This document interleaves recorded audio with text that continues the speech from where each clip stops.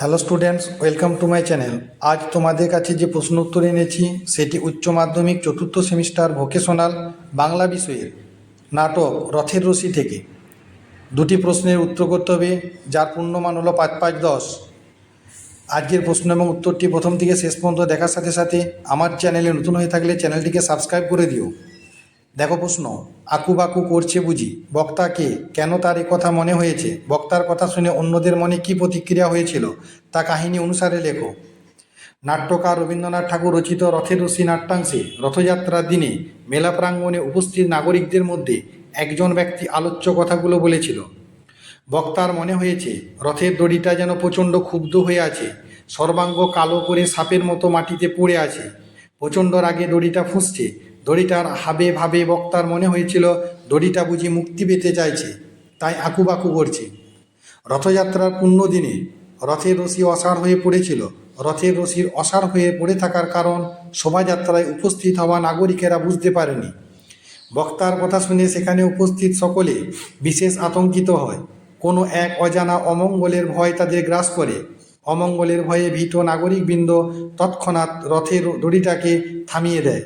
অতীতে কখনো এমন ঘটনার কথা তারা শোনেনি। তারা বলেছিল, এমন অমঙ্গলজনক কথা বা অঘটনের কথা কেউ যেন মুখেও না আনে, কারণ এমন কথা মুখেও আনা বিশেষ পাপ।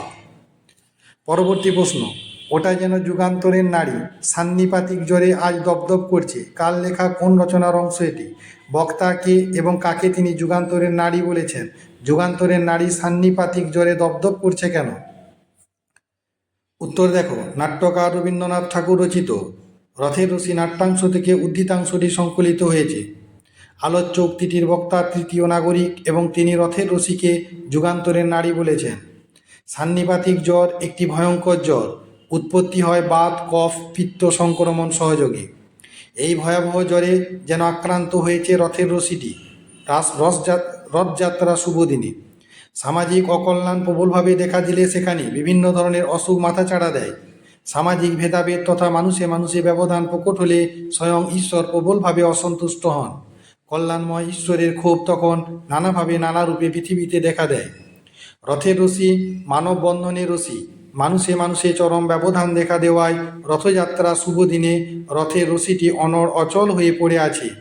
শক্তির দম্ভ, জাতির অহংকার প্রবলভাবে সমাজে দেখা দিয়েছে বলেই রথের রশিটি যেন ভয়াবহ সান্নিপাতিক জ্বরে আক্রান্ত হয়েছে। সমাজে উঁচু নিচুর ব্যবধান প্রকট হওয়ার জন্যই অগ্রগতির প্রতীক রথের রশি অনড় হয়ে পড়ে আছে, দপদপ করছে সান্নিপাতিক জ্বরে। বক্তা তৃতীয় নাগরিক সামাজিক ভেদাভেদ তথা উঁচু নিচু জাতপাতের দ্বন্দ্ব প্রকট হওয়ার ফলে কল্যাণময় ঈশ্বরের ক্ষোভের বহিঃপ্রকাশের দিকটি ফুটিয়ে তুলেছেন এখানে।